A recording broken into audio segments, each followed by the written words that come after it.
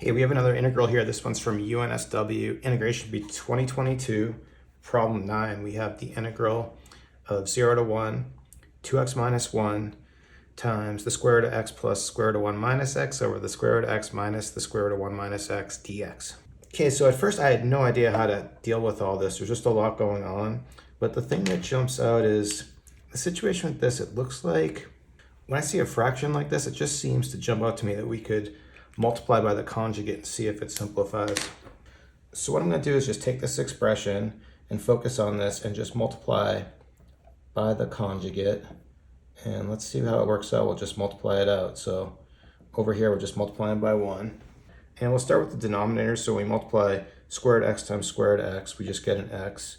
And then for the last term, we'll have a minus 1 minus x. So this is a difference of square situation, so the middle terms, we don't have to worry about it.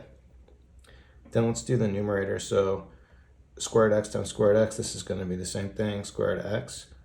We'll have the square of the last term, so we're going to have plus 1 minus x. I don't really need parentheses. And then for the middle terms, we're going to have just plus 2 square root of x, square root of 1 minus x. I'll keep these separate for now. Now simplifying this, distributing in the minus sign, minus times minus is plus, so this is actually going to be 2x minus 1. But we notice this is the same thing as what we have here. But when I put this back in the integral, because we have this in the denominator and this in the numerator, this is going to cancel and this is going to cancel, and we're just integrating this part.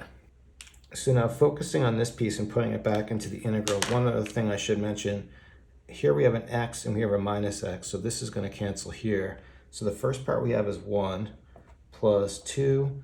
I think I'm going to write this, so then we're going to have square root of x. I'm going to write this as x to the 1/2. And then 1 minus x, I'm going to write as 1 minus x to the 1/2 dx. Now here, the integral of 1 is just going to be x evaluated from 0 to 1. We'll do this as a separate integral. We'll take the 2 out front. We're integrating from 0 to 1, x 1/2, 1 minus x 1/2 dx. And we can evaluate this piece real quick. We plug a 1 in, we get 1. We plug a 0 and we get 0. So this piece is actually just 1. Okay, now we're left with this integral here. Now what we could do, now you could multiply this together. We could multiply this together under one radical. And I guess you could complete the square and do a trig substitution. But what I wanted to do instead was just notice the similarity here to the beta function. So we have our formula over here on the right for the beta function. And notice we're in exactly the right form. Okay, we get the same bounds. And we have an exponent, we get the same, we have an x, we have a 1 minus x, and we have an exponent. And what this is going to allow us to do is jump right to our computation in terms of the gamma function. We just need to find our z1 and z2 value. So let's do that to start. So using this, we're saying that z1 minus 1 equals 1/2. So our z1 value is going to be 3/2. And then the z2 situation is exactly the same because we have a same exponent here, so our z2 value is going to be 3/2. Using this formula here, let's bring down, we'll just keep track of our 1 times 2, and then we're going to have gamma of z1, so gamma of z1 is 3/2, and then we're going to have gamma, the other one is gamma of 3/2, and then adding these two together, 3/2 plus 3/2 is gamma of 3.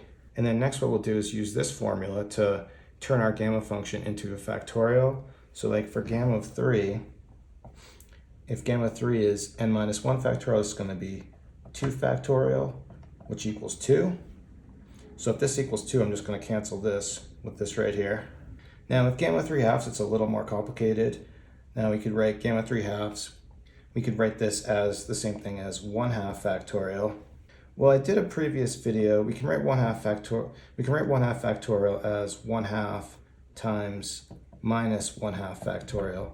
Now I did a previous video on, I want to redo this value, but this value is the same thing as square root of pi. You could solve the gamma function, you could solve for gamma of 1/2 with an integral, but I'm just going to reuse this value that we found in the previous video, and I can give a link if you need it. So this gamma 3/2 value is going to be square root of pi over 2. Okay, so then just trying to finish this off, we have our 1. Then for gamma 3/2, we're going to have our square root of pi over 2 value, and then we're going to have another one, square root of pi over 2. Square root of pi times square root of pi is going to be pi over 4. So our final solution is just going to be 1 plus pi over 4. So that's it. We'll stop it there. Thanks everyone for watching. Have a great day.